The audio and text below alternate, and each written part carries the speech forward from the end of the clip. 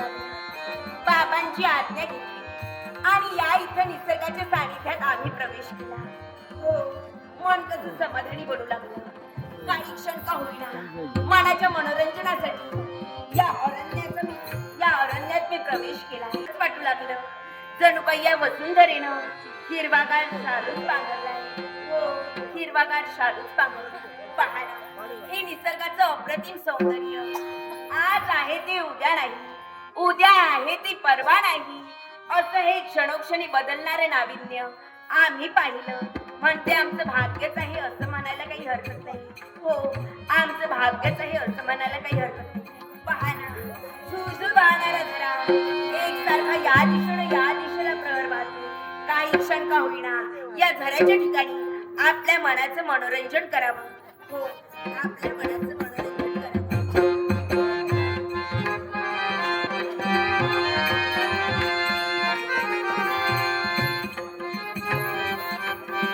अगं बाई, या झऱ्याच्या पाण्याचा स्पर्श आमच्या देहावर होता क्षणी एकसारखे रोमांच निर्माण होऊ लागले. हो, एकसारखे रोमांच निर्माण होऊ लागले. झुळ झुळ झुळ झुळ हा वाहे झरा, पंख पसरून नाचे मयूर, फळा फुलांनी बहरलेला आसमंत सारा, वसंत ऋतू भरला चराचरा, वसंत ऋतू भरला चराचरा. अगं बाई, हा आवाज कुणाचं बरं? हे काव्यमय गुंजन कुणाचं बरं असते? या दिशेला नाही, नक्कीच या दिशेला. हो, अरे वा, या आम्रवृक्षावर ही कोकिया मंजूळमय स्वरात गायन करते.